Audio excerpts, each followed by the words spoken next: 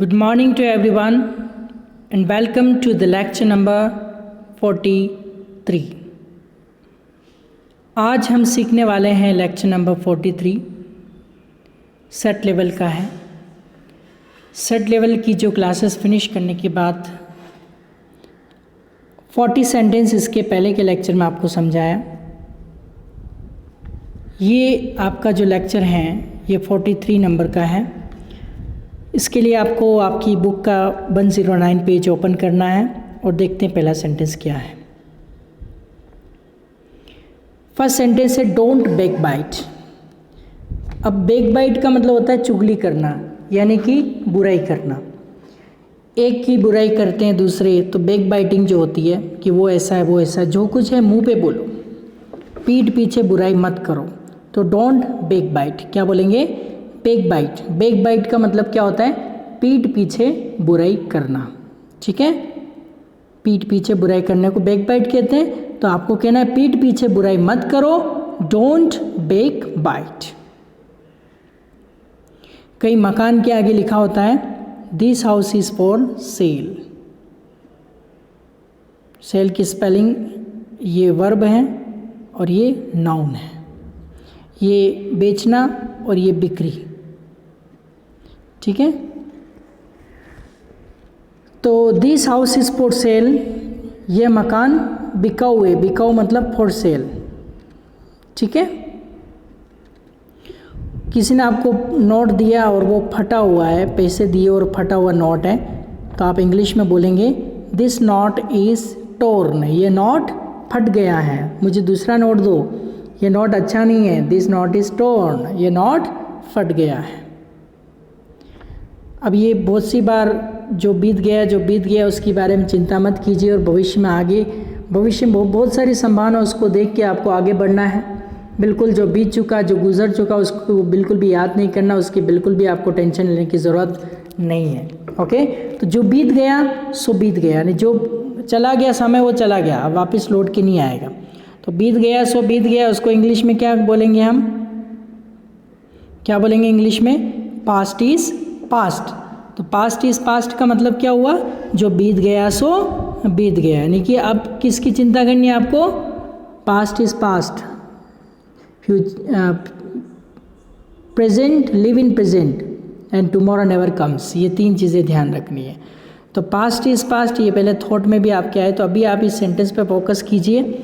Past is past, इसका मतलब जो बीत चुका वो बीत चुका, उसके बारे में चिंता नहीं करनी है आपको। ठीक है, अगला सेंटेंस बहुत ही खास है। कई बार आपने देखा होगा कि नाच न जाने आंगन टेढ़ा। कहने का मतलब उसको नाचना तो आ नहीं रहा है और बोल रहा है कि आंगन टेढ़ा मैं तो नाचूं। इसका मतलब ये काम करना तो इसको आ नहीं रहा है, और दोष किस पे दे रहा है? आंगन पे। यानी अपनी कमजोरियां छिपा रहा है, किसके ऊपर निकाल रहा है कि ये अच्छा नहीं है। जैसे आप लोग सेंटेंस लर्न कर नहीं पाते हो, बोल रहे अच्छा नहीं पढ़ा रहे, तो ये नाच न जाने आंगन टेढ़ा का ही एग्जाम्पल है। ओके, तो देखो क्या लिखा हुआ है। अ बैड वर्कमैन, जो बुरा काम करने वाला इंसान होता है।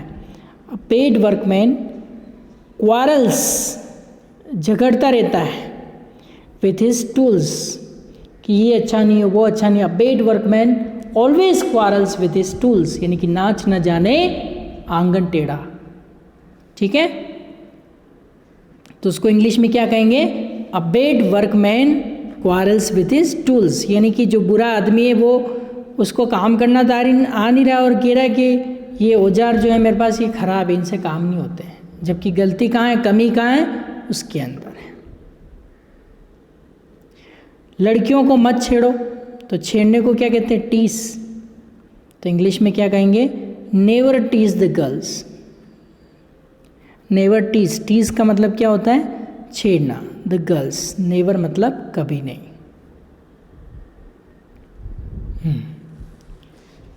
ये बहुत ही बढ़िया कहावत है। दूध का जला छाछ भी फूंक मार कर पीता है, या छाछ भी फूंक फूंक कर पीता है। दूध का जला, एक बार जो दूध से जल जाता है वो छाछ तो वैसे ठंडी होती है, लेकिन उसको भी क्या मारेगा, फूंक मारेगा कि मैं इससे जल न जाऊँ। यानी आपके पापा रोज़ कहते हैं कि गाड़ी धीरे चला, गाड़ी धीरे चला, नहीं चलाते हो आप धीरे, एक दिन एक्सीडेंट होने दो, गाड़ी ऑटोमेटिक धीरे हो जाएगी। दूध का एक बार जल जाएगा ना, फिर छाछ को भी फूंक मार मार के पिएगा। इसका मतलब एक बार जिसके ऊपर बीत जाती है तो वो अगला जो भी काम करता पूरी सावधानी के साथ करता है। तो इसको इंग्लिश में कहते हैं a burnt child dreads the fire. Burnt child dreads the fire, यानी कि दूध का जला छाछ भी फूंक फूंक कर पीता है, फूंक मार कर पीता है। यहाँ पे सेंस कुछ और जाता है, ठीक है। देखो, कभी आपने सुना होगा मुसीबत जो होती है, परेशानी जो होती है, कभी अकेले नहीं आती, 2-3 परेशानी को एक साथ लेके आ जाती है। एक तो लाइट नहीं आ रही है, ऊपर से बारिश आ रही है और आंधी भी आ रही है, यानी 3-4 मुसीबत एक साथ आ गई। तो मुसीबत कभी भी अकेले नहीं आती है, यानी कि 3-4 को एक साथ लेकर के आती है। तो उसको हम इंग्लिश में क्या कहेंगे, मुसीबत को कहते हैं मिसफॉर्चून, यानी कि दुर्भाग्य। तो दुर्भाग्य एक मुसीबत ही है। सेल्डम मतलब कभी नहीं, सेल्डम का मतलब क्या होता है, सेल्डम और नेवर दोनों का मतलब एक ही होता है। किसका, ये नेवर मतलब भी कभी नहीं और सेल्डम मतलब भी कभी नहीं, दोनों एक ही होता है। तो आपको कहना है मुसीबत कभी अकेले नहीं आती है, तो मिसफॉर्चून सेल्डम कम्स अलोन, यानी नेवर या seldom, misfortune never comes alone या मिसफॉर्चून सेल्डम कम्स अलोन। मुसीबत कभी अकेले नहीं आती, 3-4 एक साथ आती है। इसे कहते हैं कंगाली में आटा गीला। पहले ही कंगाल थे, आटा इतना सा मिला था, उसमें भी आटा गीला हो गया, तो और आटा मिलाने के लिए कहाँ से लाएं, तो इसे कहते हैं कंगाली में आटा गीला। इसमें एक और ऑप्शन डाल के आप यहाँ लिख लो, कंगाली में आटा गीला, एक ही बात। आवश्यकता आविष्कार की जननी, पहले इसको समझो। किसी भी चीज़ की आवश्यकता होती है तो उसका क्या हो जाता है, आविष्कार हो जाता है। गर्मी लग रही है तो फैन का आविष्कार हो गया। और फैन को चलाने के लिए कौन कौन बार बार घुमा है, तो लाइट का आविष्कार हो गया।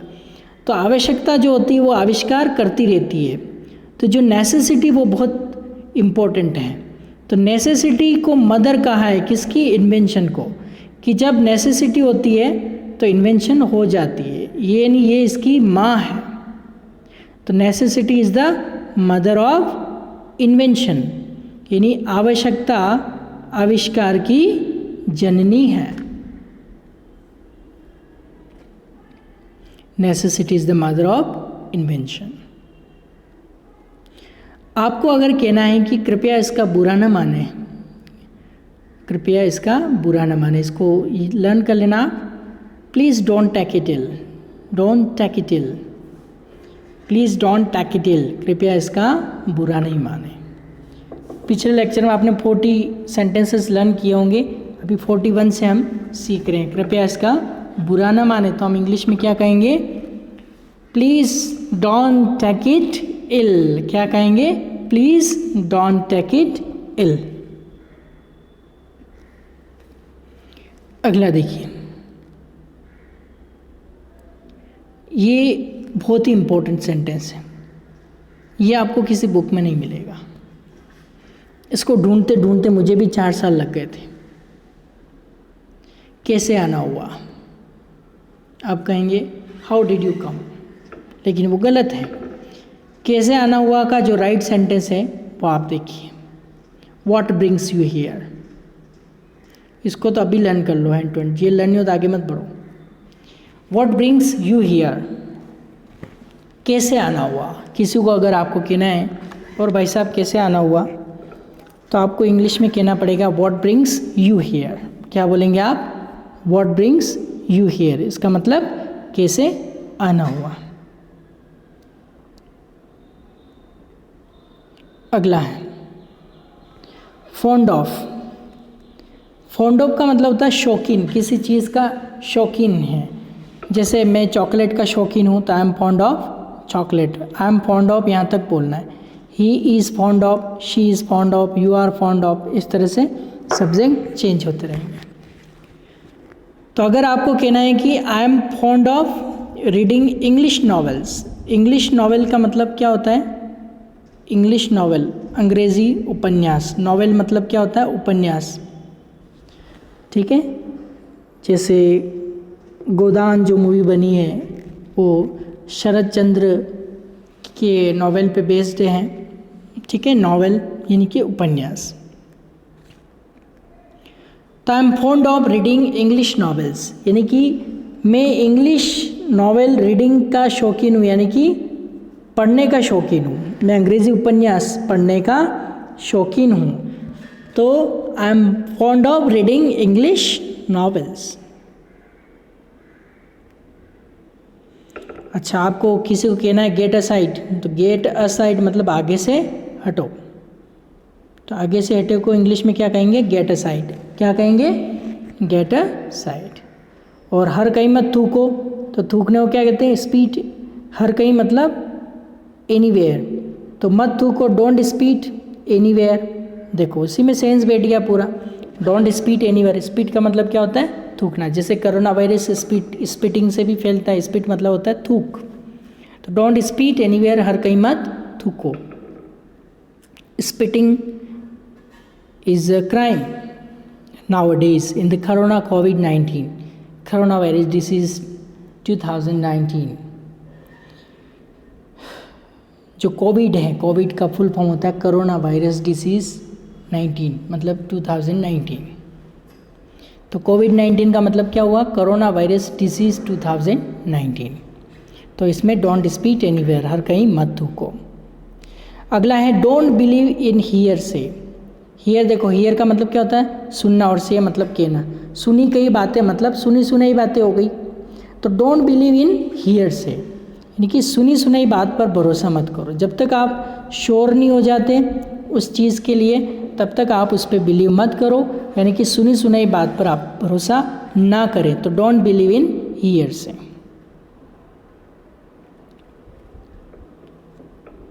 Meet me tomorrow.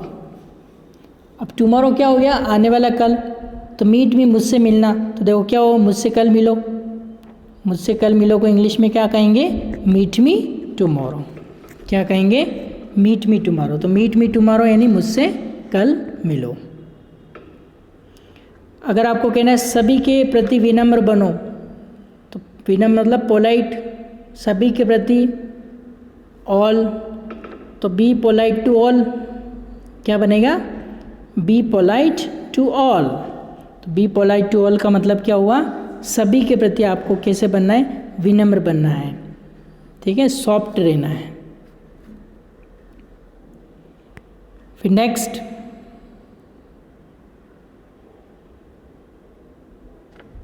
Be courageous. देखो करेज का मतलब होता है साहस, और करेजियस मतलब साहसी। तो बी मतलब बनो। बी करेजियस मतलब साहसी बनो या साहस रखो, ठीक है। तो बी करेजियस। फिर नेक्स्ट, चुस्त। चुस्त मतलब क्या होता है? एक्टिव। क्या होता है? एक्टिव। एक्टिव एक होता है सुस्त डल, और चुस्त एक्टिव। आर यू डल और एक्टिव? तो बी एक्टिव, चुस्त बनो। डोंट बी डल, सुस्त मत बनो। Don't be dull, be active. Don't be negligent, लापरवाह मत बनो। ओके, नेग्लिजेंट मतलब लापरवाह, बी मतलब बनना। डोंट बी नेग्लिजेंट, लापरवाह मत बनो। और हैव करेज मतलब होता है हिम्मत रखो। ओके, कोई जैसे बहुत हिम्मत हार चुका होता है और उसको हम बोलते हैं हिम्मत रखो, तो हिम्मत रखो को इंग्लिश में हम क्या कहते हैं? Have courage. क्या बोलेंगे? Have courage. आलस्य छोड़ दो, तो छोड़ दो कहते हैं गिव अप। गिव अप क्या? लेजीनेस। लेजीनेस मतलब क्या हो गया? आलस। आलस्य छोड़ दो, तो गिव अप लेजीनेस। क्या बोलेंगे? गिव अप लेजीनेस, यानी कि आलस छोड़ दो। लुक टू योर लेफ्ट या फिर look to your right. Look to your left यानी अपने बाएं देखो, लुक टू योर राइट अपने दाएं देखो। ठीक है, तो तुम्हारे बाएं या दाएं देखो, तो इंग्लिश में क्या कहेंगे, लुक टू योर लेफ्ट या फिर look to your right. Hang my shirt on the peg, peg मतलब होता है खूटी, घर के अंदर जो खूटी होती है उसको कहते हैं पेग, और हंग मतलब लटकाना। माई शर्ट मेरी shirt, on the peg Khunti पर, तो मेरी शर्ट खूटी पर लटका दो या मेरी शर्ट खूटी पर टांग दो, इस अर्थ में हम बोलेंगे मेरी शर्ट खूटी पर टांग दो, तो क्या बोलेंगे, hang my shirt on the peg. क्या बोलेंगे, hang my shirt on the peg, यानी कि मेरी शर्ट खूटी पर टांग दो। और दरवाज़ा खोल दो, तो दरवाज़ा खोल दो इसके लिए क्या यूज़ होगा, अनलॉक, अनलॉक द डोर। जैसे ना अनलॉक यानी कि खोल देना, जैसे लॉकडाउन हुआ उसको अनलॉक 1 किया, अभी अनलॉक 2 चल रहा है, इस तरह की प्रोसेस चल रही है, तो अनलॉक का मतलब उसको वापस से खोल देना। ठीक है, तो आज के लेक्चर में हम इतना ही पढ़ेंगे।